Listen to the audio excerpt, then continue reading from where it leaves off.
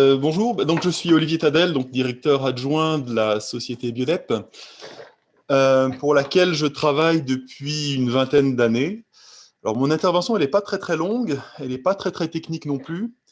Je vais juste vous présenter rapidement nos activités avec un focus sur le compostage et vous présenter un peu en quoi les nombreuses évolutions actuelles, réglementaires mais pas que, impactent notre activité, puisque tout s'est quand même un petit peu accéléré depuis environ un an.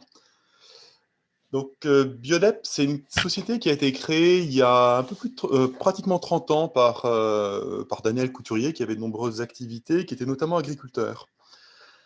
À l'origine, il a créé l'entreprise pour réaliser la valorisation agricole de déchets organiques et minéraux, et principalement les boues de stations d'épuration.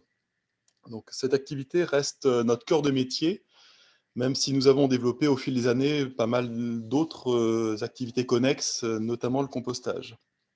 À noter également, depuis 10 ans, nous faisons partie du groupe ECT, qui est principalement actif en Île-de-France et qui est un des leaders de l'enfouissement de déchets inertes. Alors, il n'y a pas d'intérêt à vous présenter l'ensemble de nos activités, mais globalement, le compostage, aujourd'hui, ça représente environ 50% de notre chiffre d'affaires, avec le compostage de 40 à 45 000 tonnes par an, principalement des déchets verts et des boues de stations d'épuration. Alors nous poursuivons toujours la valorisation agricole des boues urbaines, surtout en Côte d'Or et dans le Jura, par exemple avec les boues qui viennent de la métropole dijonnaise, Auxonne, Dole ou encore Lons-le-Saunier. Et puis, dans ce domaine, nous avons également une activité de bureau d'études autour des boues de stations d'épuration avec la réalisation de nombreux plans d'épandage et puis des suivis agronomiques d'épandage. Notre activité, elle est principalement régionale, surtout Côte d'Or, Haute-Marne, Jura, Doubs.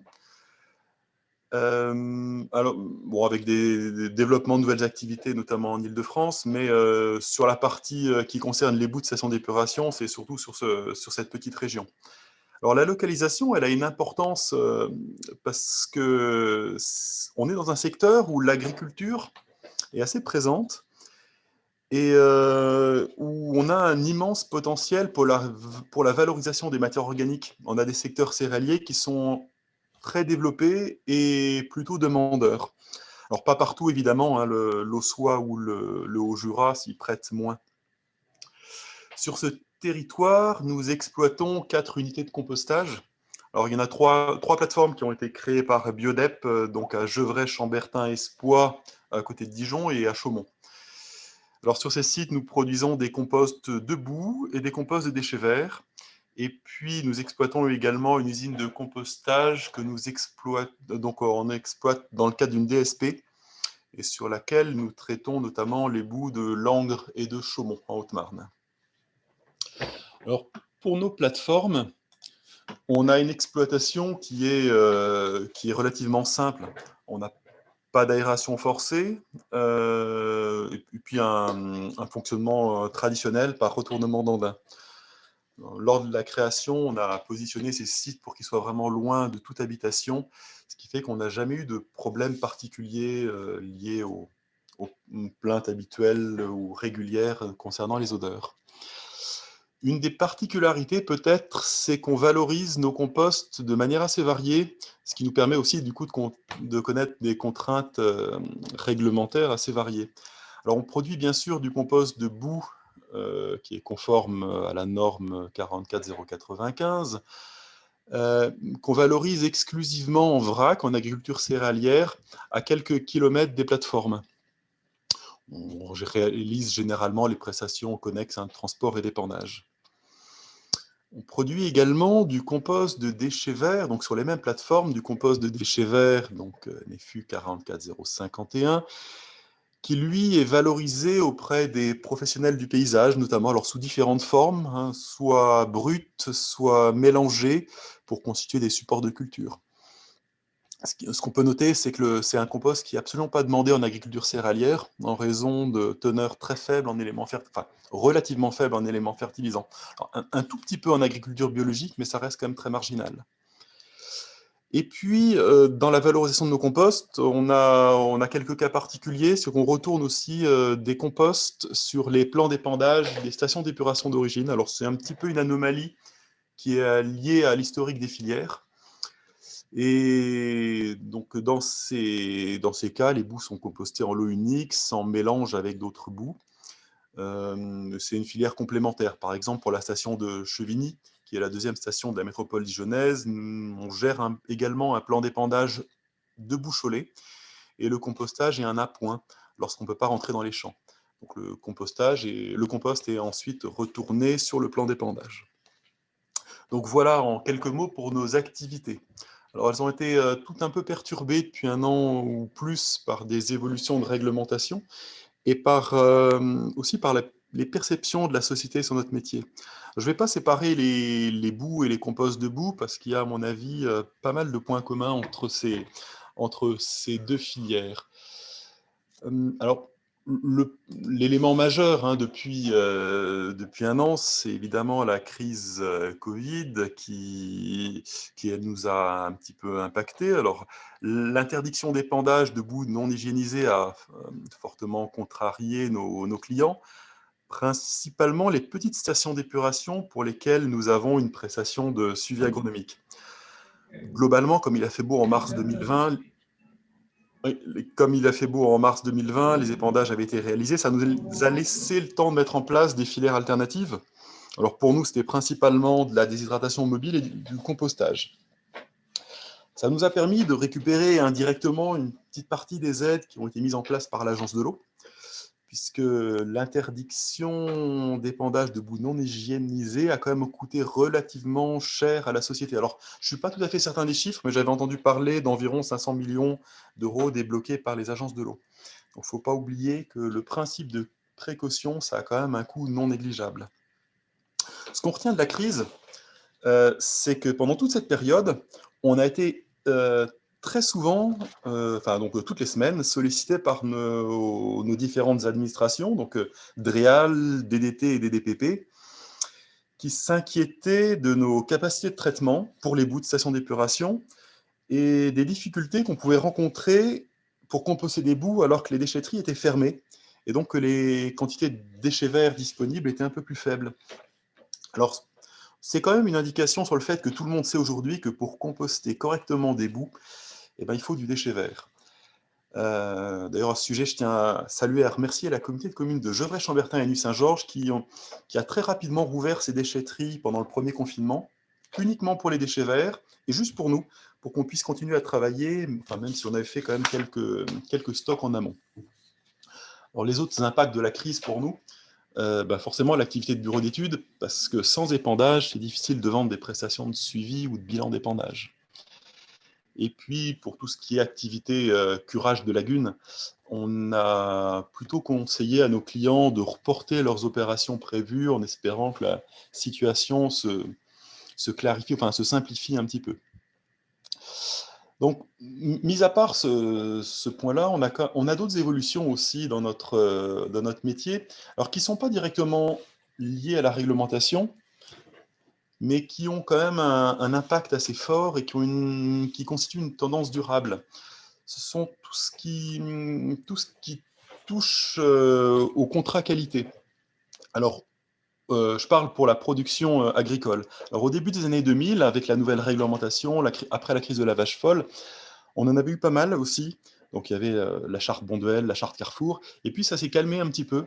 On a eu une petite dizaine d'années de répit, mais on voit quand même bien depuis quelques années, au moins 5 ans, on sent une pression qui est quand même de plus en plus forte, avec de nouveaux contrats ou de nouvelles contraintes qui apparaissent sur les contrats, et ça, c'est assez régulier. Donc, l'élément le plus significatif dans notre région, c'est le projet d'interdiction d'épandage des boues par l'AOP Comté sur l'ensemble de son périmètre. Alors, ça exclut quand même une très grande partie du Jura et du Doubs, hein.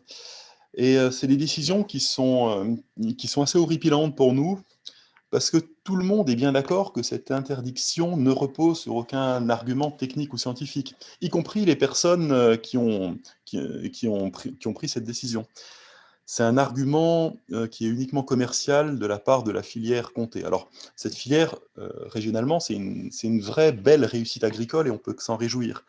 Mais cette décision unilatérale a quand même conduit, enfin, va conduire, si ça va jusqu'au bout, à des difficultés territoriales assez fortes.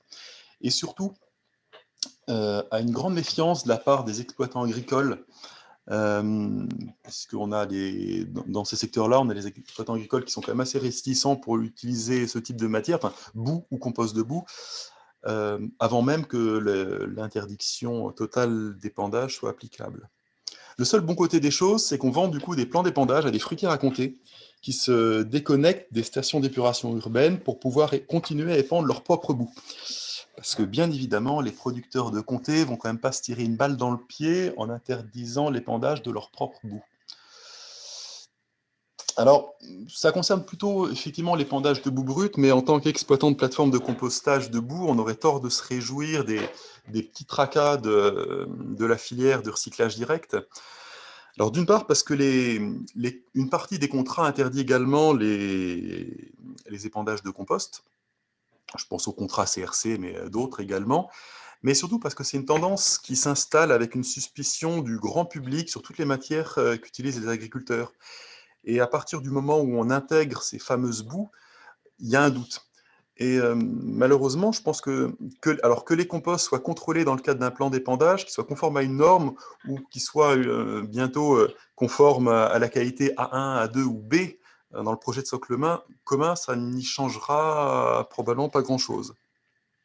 Même parmi nos clients producteurs de boue, je pense notamment au groupe de l'eau, nombreux pensent que cette filière n'a pas d'avenir. Alors, pour ma part, je reste quand même relativement optimiste. Alors, il y a effectivement des secteurs où l'épandage n'est pas simple, mais globalement, autour de nous, en Bourgogne-Franche-Comté ou dans la région Grand Est, et d'une manière plus générale, je pense dans une partie des plaines céréalières, le potentiel reste quand même énorme, que ce soit pour des boues ou du compost. Alors ces filières restent à mon sens quand même les plus vertueuses et les plus économiques. Et bah, je ne suis pas le seul à le penser, à mon avis, parce qu'il n'y a qu'à lire ce qu'en disent notamment les plans départementaux, enfin régionaux maintenant, d'élimination des déchets, qui tous, dans notre secteur, placent le retour au sol, sous forme brute ou après compostage, dans les filières les plus performantes. Donc voilà sur un petit peu cet aspect sociétal. Alors, sinon, des évolutions réglementaires, il y en a eu d'autres. Qui sont moins impactantes, mais qui s'accumulent toutes les unes aux autres. On peut citer la directive nitrate, avec un élargissement des zones vulnérables, puis les nouvelles zones de classement EV1 pour lesquelles je n'ai pas encore trop d'informations. Là encore, le Jura est un département qui est assez concerné, enfin, parce qu'il n'était pas trop concerné par les zones vulnérables jusqu'à présent. On peut citer aussi la mise à jour de l'arrêté du 8 janvier 98. Alors, elle ne change pas grand-chose, mais elle ajoute quand même et elle précise des contraintes pour les dépôts en bout de champ. Alors nous, on a quelques stations qui sont concernées, pour lesquelles on discute avec l'administration, en argumentant que ce sont des filières qui n'ont jamais posé de problèmes environnementaux en 25 ans d'exploitation. Pour les gros morceaux, hein, je ne vais pas trop m'attarder dessus, on en a déjà beaucoup parlé. Le socle commun, pour l'instant, ce sont beaucoup d'incertitudes pour l'épandage des boues et des composts. Alors, s'il faut recommencer à faire des plans d'épandage pour tous nos composts, on le fera, on sait le faire. S'il faut déshydrater toutes les boues liquides et les composter, on le fera aussi. On pourra aussi multiplier les analyses de boue. À court terme, on y sera peut-être gagnant d'ailleurs. On gagnera sans doute plus qu'en faisant de l'épandage simple, mais enfin, c'est quand même des contraintes qui sont supplémentaires et donc ce sont des coûts supplémentaires pour nos clients. Et puis surtout, ça contribue encore à fragiliser les filières et à augmenter la méfiance sur le recyclage agricole des déchets. Alors, enfin, pour ce que je connais, enfin, à notre petite échelle, dans nos régions, ce sont quand même des filières qui fonctionnent plutôt bien, sur lesquelles on n'a pas d'accidents industriels majeurs, on n'a pas non plus d'accidents sanitaires, et on n'a pas eu de pollution lourde, avérée en tout cas, je pense aux pollutions de sol. Sinon, bon, voilà, j'ai gardé le meilleur pour la fin, la limitation du ratio boue-déchets verts, qui est quand même, à mon avis, une aberration. On sait bien qu'on n'utilise pas du déchet vert par plaisir, hein, sinon on préférait, sur nos petites plateformes, rentrer des boues qui sont payées à 50 € tonne, plutôt que des déchets verts qui sont payés 15 €. Donc l'objectif, c'était d'économiser, enfin affiché, c'était d'économiser les déchets verts pour composter les biodéchets, qui sont censés inonder le marché dans quelques années. Mais à mon avis, le faire au détriment d'une filière qui tourne bien, celle de la valorisation, le compostage des boues, a quand même pas beaucoup de sens. En ce qui nous concerne, je ne sais pas exactement combien de déchets verts bruts on utilise pour composter les boues. Globalement, le ratio massique, il est à peu près de 1 pour 1, structurant boue, peut-être un petit peu moins. Alors, mais dedans, c'est vrai qu'il y a du déchet vert frais, des refus de criblage, et si besoin, des déchets verts en début de compostage qu'on prélève, notamment quand on a des arrivages massifs, quand on fait du curage de lagunes, par exemple.